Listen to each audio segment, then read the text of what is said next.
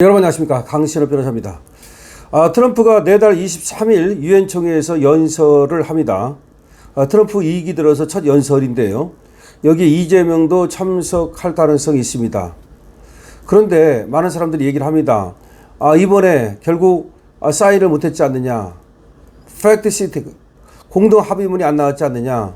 그럼 언제 그러면 다시 합의해서 그때부터 15%를 적용하는 거냐. 그렇습니다. 아니 제가 지금 여러분께도 같이 정말 묻고 싶은 것이, 이재명한테 묻고 싶은 것이, 그럼 언제 사인을 해서 언제부터 15%가 되는 겁니까? 아니 이번에 트럼프를 만났을 때 뭐 12.5%로 해달라고 했는데 그게 안 됐다고 그러는데, 아니 그럼 12.5%는 그만두고 15%라도 빨리 하면 좋겠는데 언제부터 그렇게 되는 겁니까? 지금 25%를 우리가 물고 있거든요. 그래서 지금 나오는 얘기가 9월 23일 유엔 총회에서 트럼프가 연설을 하는데 그때 가서 만나가지고 거기서 뭐 사인을 하는 거냐, 이런 얘기가 나옵니다. 그러나 이게 그때는 유엔 총회지, 유엔 총회에서 이재명이 만난다고 한들 그런 어떤 합의를 할 수 있는 시간과 여건이 되겠습니까? 트럼프가 9월 23일 유엔 총회에서 연설한다고 백악관이 밝혔는데요. 지난 1월 2기 취임 후 첫 유엔 총회 연설입니다. 캐롤라인 레빗 백악관 대변인은 트럼프 대통령이 9월 22일 뉴욕으로 이동해서 24일 유엔 본부에서 열리는 유엔 총회의 일반 토의에서 연설에 나선다고 예고를 했습니다. 그러니까 유엔 총회가 뉴욕에서 있잖아요. 그러니까 워싱턴에서 22일 뉴욕으로 이동을 한다. 그리고 23일 연설한다. 이 얘기입니다. 트럼프 대통령은 이번 연설을 통해서 미국 우선 원칙을 재확인하고 외교 우선순위를 세계에 제시할 것으로 보인다는 겁니다. 미국 우선주의를 분명히 얘기할 거라는 거죠. 일기 집권 시절 트럼프 대통령은 유엔 총회에서 4차례 연설했는데요. 2017년 첫 유엔 총회 연설에서는 미국 우선주의를 선언했고요. 김정은 북한 노동당 총비서를 럭켓맨이라고 지칭한 바 있습니다. 2018년에는 이란과 베네수엘라를 강하게 비판했고요. 2020년에는 화상연설에서 코로나19 책임론을 중국과 WHO에 돌렸습니다. 그리고 중국이 책임지게 하라고 유엔에 촉구를 한 바 있습니다. 이번 유엔 총회 이재명도 참석할 경우 한 달 만에 한미 정상이 다시 만나게 되는데요. 한국은 지난해 1월부터 2년 임기의 유엔 안전보장이사의 비상임이사국을 맡고 있고 9월은 한국이 순번에 따라 안보리 의장국을 맡게 되는 만큼 이재명이 유엔 총회에 참석할 가능성이 큽니다. 자, 그런데 이렇게 뉴욕에 가서 유엔 총회에 참석하는 것은 변론으로 하고, 그럼 미국을 다시 간다는 거 아닙니까?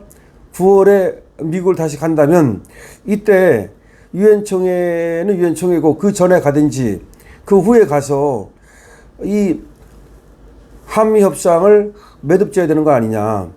한미 협상 사인 언제 하느냐. 지금 아우성 난리 났습니다. 한쪽에서는 트럼프가 이때까지 한 달의 여유를 준 게 아니냐 라는 얘기가 나옵니다.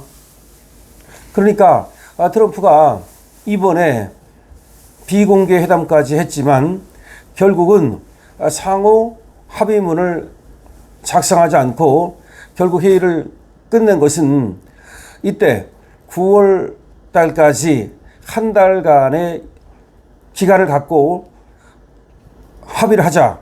다시 말하면 한국에 그때까지 숙제를 다시 해와라 라고 한 달간의 숙제를 준 거 아니냐라는 얘기가 나옵니다. 글쎄요, 이건 하나의 관측인데요. 우리가 이제 참 안타깝고 답답한 것이 지금 가만히 있다고 그래서 아무것도 안 한다 그래서 우리에게 유리하냐는 얘기죠. 우리한테 유리합니까? 철강은 7월만 해도 벌써 25%의 수출이 줄었습니다. 지금 자동차 벌써부터 수출 거의 비싼 걸 했습니다.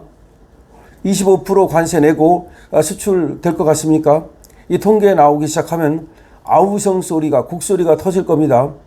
지금 현대차에 곡소리가 나고 있는데 뿐이 아닙니다. 지금 반도체라든지 의약품에 대해서 최혜국 대우를 보장받지 못했습니다. 반도체와 사실 의약품이라든지 다른 어떤 품목별 과세에 대해서 지금 아무것도 우리가 최혜국 대우라든지 어떤 다른 룰이 적용된다는 것을 보장받지 못했습니다. 그럼 일괄적으로 모두가 잘해야 15%가 일괄적으로 붙게 되는 건데요. 지금은 25%의 관세가 거의 모든 품목에 부과되고 있습니다. 그렇다면 지금 빠르게 협상을 해야 될 필요성은 우리 측에 있는 거지 엄밀히 말해서 미국 측에 있는 것이 아니거든요. 그럼 언제 지금 합의를 한다는 겁니까? 지금 나오는 얘기가 우리 측에서 말이죠. 미국에서 요구한 3,500억 달러에서 1,500억은 마스가로 하고 2천억 달러에 대한 구체적인 어떤 투자 계획서를 미국에서 요구했는데 우리가 그거를 안 해줬다는 거 아닙니까? 그러면 3,500억 달러를 어차피 준다고 했으면서 왜 2천억 달러에 대한 구체적인 그런 투자 계획을 안 해주는 건가요? 지금 미국으로부터 우리가 뭐 12.5%를 못 받아서 그런 건가요? 아니면 다른 어떤 미국에서 우리가 받아야 될 게 있는데 그거를 안 해줘서 그런 건가요? 그럼 우리가 미국으로부터 받으라는 건 뭔가요? 이재명에 대한 체제 인정인가요? 실제로 회담이 빠개진 이유가 뭡니까? 윤석열 대통령 문제인가요? 교회 탄압 문제인가요? 아니면 지금 미군 기지와 관련해서 미군 기지 그 부지를 미국의 소유로 해달라는 그 문제 때문인가요? 지금 미국이 알래스카에 투자를 해달라고 하는 그 문제 때문인가요? 아니면 미국의 무기를 더 많이 사가라는 요구 때문인가요? 뭐 때문에 도대체가 지금 한미 지금 관세 협상이 빠그러진 거죠? 다른 나라들은 이미 사인을 했고 그것이 이미 그 사인에 따라서 관세 룰이 적용되기 시작했는데 근데 우리는 언제까지 기다려야 하나요? 정말 난리 났습니다. 난리 났습니다. 미국에서는 말이죠.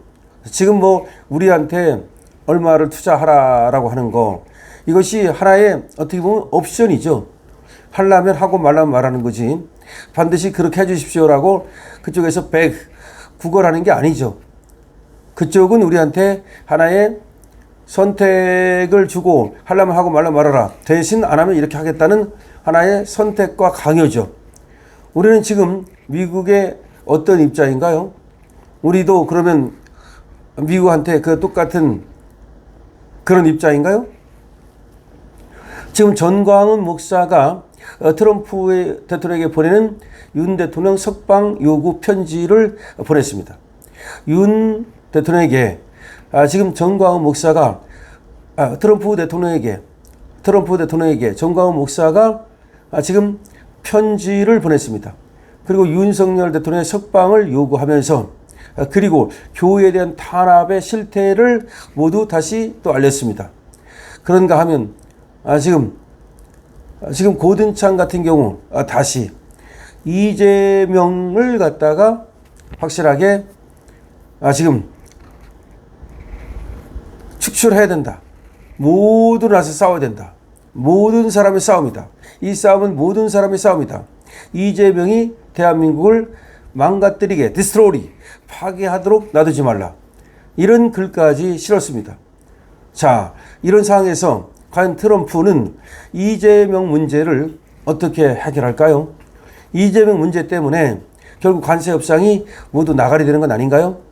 즉 윤석열 대통령 석방 문제가 해결되지 않는 한 결국은 이 관세 협상이라는 것은 사인이 불가능한 거 아닌가요? 9월에 되나요? 아니면 10월에 되나요? 여러분 어떻게 생각하십니까? 여러분들의 의견을 댓글로 많이 남겨주시기 바랍니다. 강신업 TV에 대한 응원은 좋아요와 구독으로 주시기 바랍니다. 강신업 TV입니다.